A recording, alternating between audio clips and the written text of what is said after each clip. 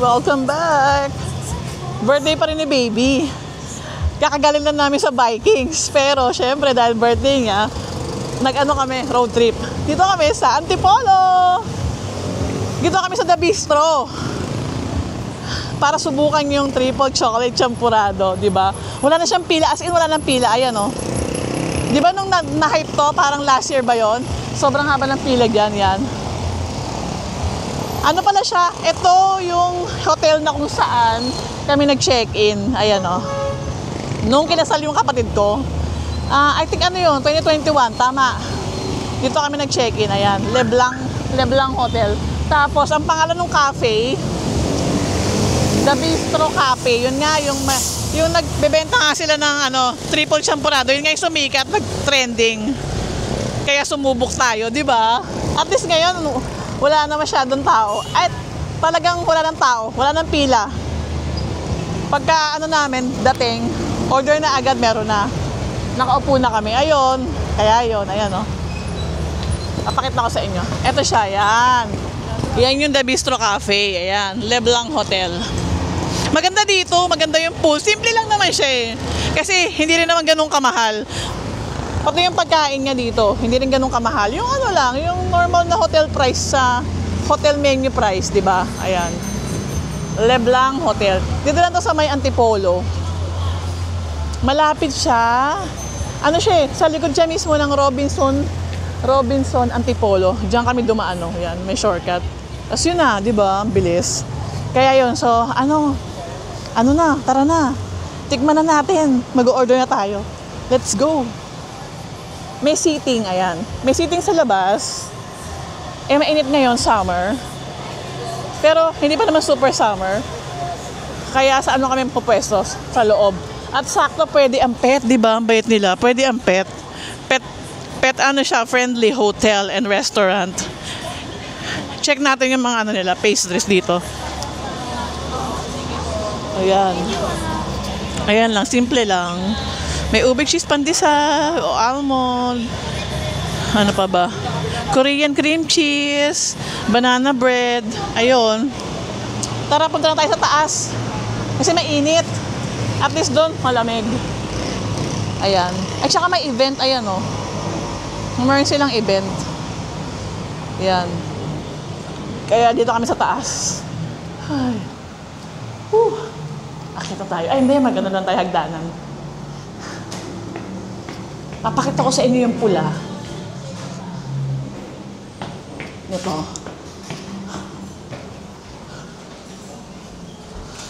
Ayan yung pool area ng hotel. Ito. Yan. Di ba ang ganda? Simple lang siya. All white din siya. Yan. Yan.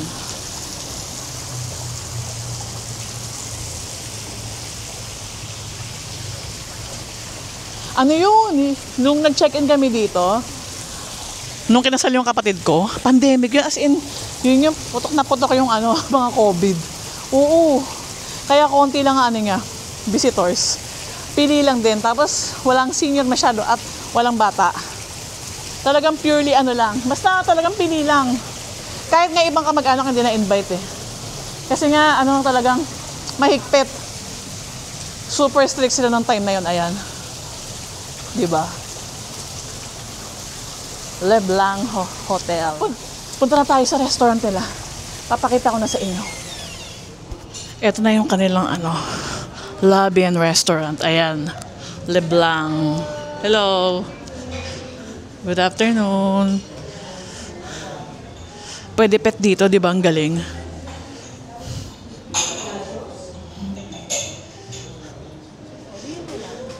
Wow, meron din siya. Kain-kain din siya, oh. Here. Thank you. Ayan, binigyan siya ng whipped cream for dogs. Maarte yan. Tignan mo, Mary. Ang arte, no? Wow! Ayun na, guys. Yung triple chocolate champurado. Ang laki pala. Grabe. Ako na lang. Tapos, eto yung sisig fries, no? Tapos nagbigay sila ng complimentary, di ba? Habang waiting. Pero pagkabigay nila, dumating na agad yung mga ano. Dito na lang. So, ayan na lang. Ayan na lang. Dalawang in-order namin champurado. Ooh.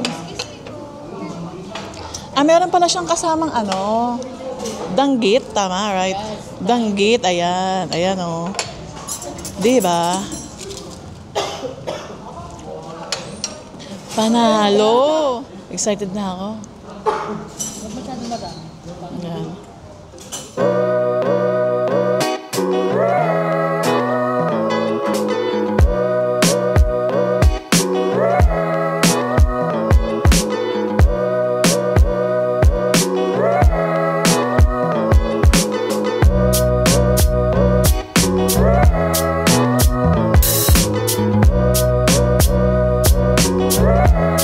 Tikman na natin, guys, bago lumamig. Ayan. Hindi siya berber. Sariling pa. May ano yung loob niya. Merong ano, powder. Milk powder. Ayan, oh. Diba? Grabe, oh. Tignan niyo yung chocolate. Ang dami. Ayan, oh. Chocolate na chocolate siya. Grabe. Ang bilis lumamig na ano. Isang burado siya. Ang sarap. Pag kami danggit. Hala, tikman mo. Kasi alot tsaka ano. Teka lang. Kunti lang lagay mo pa. Gaganto lang, gaganto. Hindi, sasabay mo siya. Diba, gaganyan na. Dapat pala unti lang. Teka lang, nilalasaan ko pa maigi. Teka lang. Walang lasa. Baby, walang lasa yung champurado itself, no? Pero pag yun nga, nung natunaw na yung chocolate, kasi hiniwalay ko ng tikim eh. Yung champurado lang, walang chocolate. Ano? Diba? Ang harap. Sulit naman pala siya. Diba? Masarap siya yan, oh. Tignan nyo. Meron siya powder na sa loob. Hindi mo na kailangan lagyan ng powder. Tapos eto nga, yung natunaw na chocolate. Eto yung chocolate na natunaw. Ayan, masarap siya. Sulit naman siya. Kasi yung effect niya, yung gimmick na ano, ang ganda. Tapos mag-pour ka. Yun nga lang, ang bilis niyang lumamig, yung milk. Tapos, subukan naman natin siya sa danggit, kung masarap. Masarap yung danggit. Sabay mo dun sa press. Hindi ako malig sa danggit, ha, pero ang sarap ito. Alat. Tulog candy. Worth the visit, ha. Dinaya pa namin to, no? Tapos eto, sisig, ang sarap din. Ano? Sisig fries, sarap. Panalo. Panalo din to. Tapos, ang dami pala, no? Hindi natin alam na ganito kadami. Akala ko pa, good for one person lang. Diba? Okay na din, not bad. Maganda kasi yung pa-effect na pinupur mo sa dome yung sa champurado, diba? Tapos habang natutunaw siya. Normal lang na ano. Hindi kasi ako malig sa champurado. Wala lang. Natutuwa lang ako dito dahil nga nag-hype. Okay naman pala siya. Kabisit-bisit. Medyo matamis lang, no? Hindi siya dark. Matamis lang yung pinaka-dome. Kaya pwede, wag mo lahat kainin yung pwede mong itabi. Ayan. Tabi-tabi mo. Kasi ang tamis niya eh. Kasi may umay pa. Panalo. Pero parang sa 250, parang mahal siya kung isipin mo, no? Kasi magkano ng champurado, 20, 30. Pero sa bagay, yun nga kasi meron nga tong gimmick. Guys. Ano sabi niya? So, ang masasabi ko sa food, itong champurado. Lapit mo sa mo? So, yung champurado, yung milk niya, matamis na. Pero yung pinaka-dome niya na chocolate is dark chocolate siya. Chocolate na ginamit dito. So, medyo matamis siya, may umay factor. Pero pag nilagyan mo siya ng daing, masarap. Siguro kung wala kang sweet tooth, hindi mo siya magugustuhan. Yun lang. Tapos yung sisig nila, ito. Okay sana siya. Siguro hindi ko alam kung paano nila ginawa yung fries, kung binik ba nila or dinip fry nila. Pero kasi mamantika siya. So ina-expect ko sana na yung sisig hindi siya masyadong mamantika. Tapos parang pinor lang yung sisig. Tapos nilagyan ng mayonnaise. And parang hindi ko siya makakain kasi nga mantika nga siya. So, ayun. Feedback sa ano ba to, sampurado. Para sa akin kasi masyado siyang matamis at saka mapait. Kaya average lang. Ganun. So lang. Parang mas trip ko pa rin yung binibili ko sa tindahan. Tapos lalagyan mo ng powder lang na Bear Brand, gano'n. Yung old school pa rin. Pero maganda naman yung nila, presentation.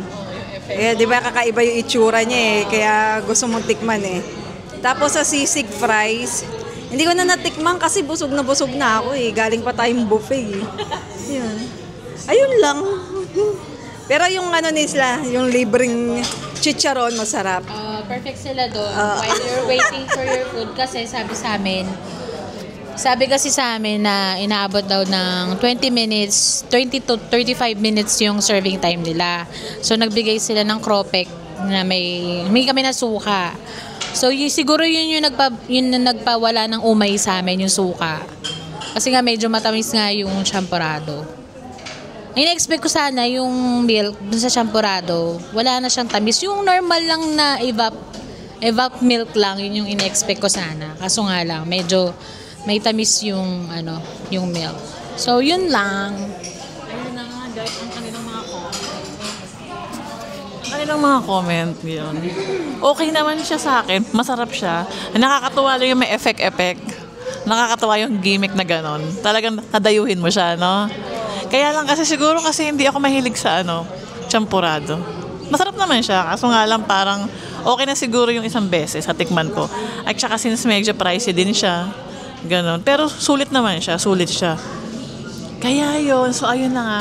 Busog na nga kami. Mga busog na. Hindi namin alam kung saan yung next stop. So baka na kami. Pauwi na hindi na kami kakain. Ay! Meron pa tayong hitikman, baby, yung pistachio cake. Meron kami sa bahay, kaso baka hindi na namin kaya. Grabe na yung kinain namin, baka yung sugar namin mag-shoot na sa 500. Gayon, yun. Subukan nyo rin to para mag-judge nyo kung yung nyo. Kung anong masasabi nyo, syempre, di ba? Yun lang yung amin. Okay naman siya, tapos yung service nila magaling, mabilis. Ang bilis i-serve. Kala nga namin tagal kasi binigyan nga kami ng complimentary parang chicharon or ano ba tawag dito? Kropek yun, parang ganun, kropek chicharon, di ba? Ang sarap din nun. Kaya yun, tapos yun nga pet friendly and then bait yung mga staff, very accommodating sila. Kaya yun. So okay siya, worth naman siya. Lalo siguro sa mga mahilig sa champurado. Worth naman siya sa akin. Hindi na ako babalik dito for the champurado. Siguro ibang food naman ang susubukan ko, 'di ba? Kaya 'yon. So ayun nga guys, see you in my next vlog. Bye-bye. Hi guys, welcome back. Nasa bahay na kami. Pero bago mag-end ang birthday ni baby, meron kaming titikman. Ito yung cake niya talaga. Ito from Krisha's Kitchen. Ang pangalan niya is Dubai Pistachio Balhorna Chocolate Cake. Ayan Ayan. Nakikita niyo ba yan? Para siyang dream cake lang, no? Kasi nga nakalagay lang sa tin can. Tapos, etong Krisha's Kitchen. Ayan. Pareho lang palang Krisha's Kitchen. Sinigaw ko pa. Ano naman to? Pistachio brownies, 'di ba? Yan, ang liit lang, no? Tikman na natin. Yun na guys, yung cake nga na pistachio. Okay, blow! Happy birthday! Baby, happy birthday, baby. Happy birthday, happy birthday, happy birthday, mommy wish. Good health and work, new work. I hope hopefully na work from home. Yun lang. Healing yan, healing. Kasi dahil sa immune. But, let it blow. Yeah. Okay. Oh, eto na nga. Hitikman na natin tong Dubai Pistachio Balhor na chocolate cake ng Cricious Kitchen. Eto na, ayan o. Ayan siya. Eto palang, ano na to, nagbebenta ng mga cakes. Originally, ang binibenta niya, keto talaga. Tapos parang nagsubok lang siya dito sa pistachio siguro. Pero sabi sa review, kaya kami napabili. Sobrang sarap daw. As in, ang sarap daw. Isa daw to sa mga masasarap na pistachio cake. Na medyo siguro close doon sa Dubai Pistachio chocolate sa Dubai.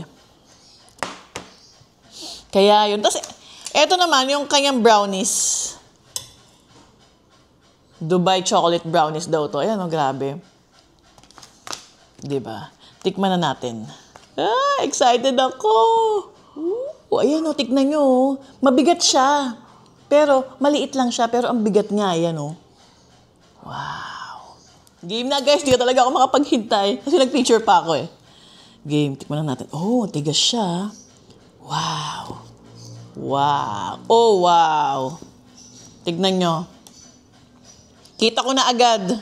Yung kulay green. Kulay green na ka-type ito. Oo, yung ka-type nga. Wow, grabe. Tapos buo-buo yung pistachio. Ayan buo-buo siya Hindi na nila dinurog para talagang kita mo yung texture. Ayan Wow. Diba? Ayan siya Tikman na natin. Huwag ka tayong magpatumpit-tumpit. Ayan. Ayan siya yung layering niya. Sa ibaba, yung parang pinaka-cake niya, then sa gitna, yung kataypi tsaka pistachio paste or sauce siguro. And then yung chocolate ganache. Then yun nga, yung on top, yung mga pistachio bits.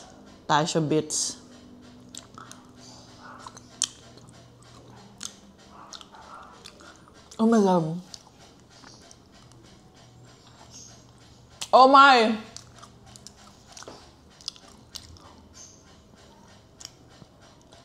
One more. Grabe.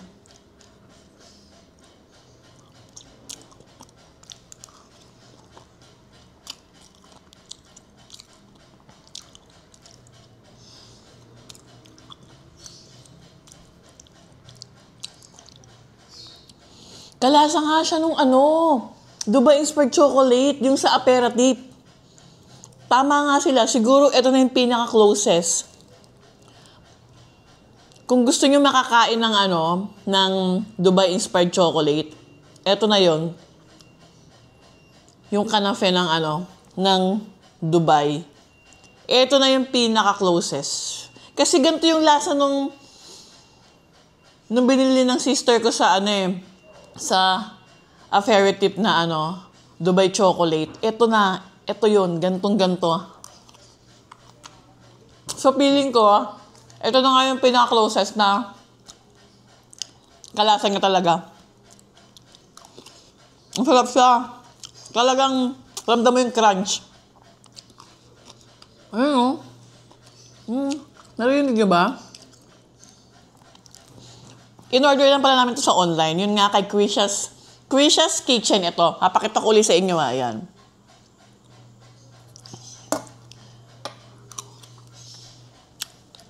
Panalo. Wala ka ma-say. Sarap siya. Yung chocolate pala niya, ang sarap na Talagang Balhor na ngayon ginamit. Nakalagay naman dito, Balhor niya. Premium talaga yung ginamit ng chocolate, hindi yung mga cheap lang na chocolate. So next, ito naman, Tikman natin to. Yan. Let's try this. Subukan na natin guys to. Itong brownies daw nila. Maliit lang siya. Parang 400 pesos to, oo. Kasi ito parang 900. Nakalimutan ko na yung price eh. Alam niyo naman, pag price hindi ako magaling mag-memorize. Brownies talaga siya. Fudgy yung pagka-brownies nyo. Chewy, fudgy.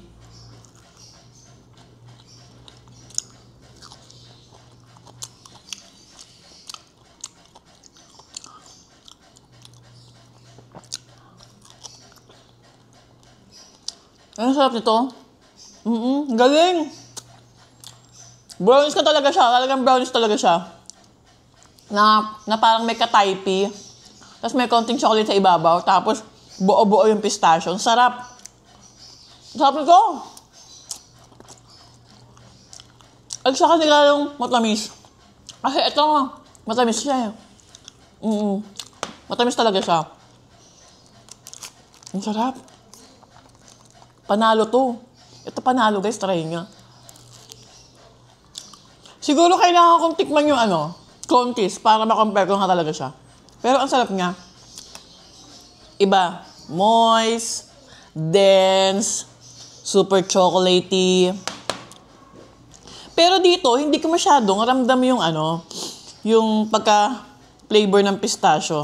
Mas ramdam ko pa nga dito. Kasi nga buo-buo yung pistachio niya eh.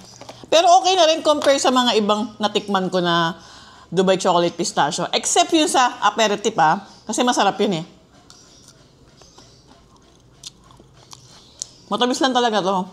Pag siguro yung hindi gaano mahilig sa matatamis na sobra, hindi nga to mabebetan. Siguro tama na yung tikim-tikim, gano'n, yun nga.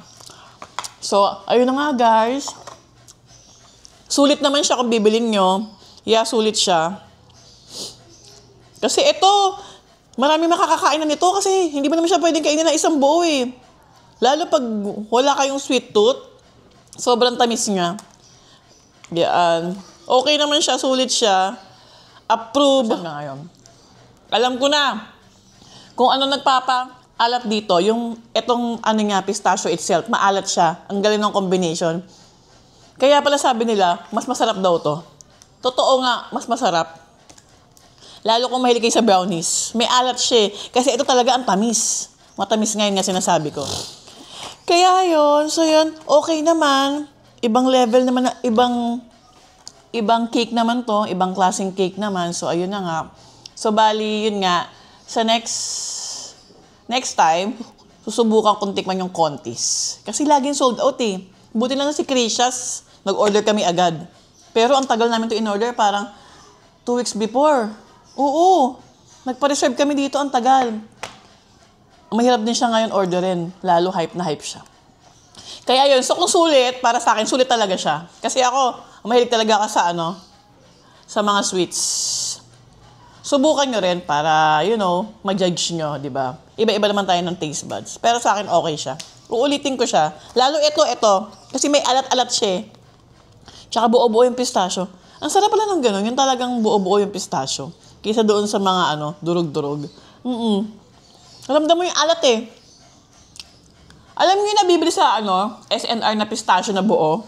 Yung merong balat, tapos tinatanggal, yung masarap. Parang ganito, ito yun. May alat-alat. Yan yung ibabaw niya, ayan Yan.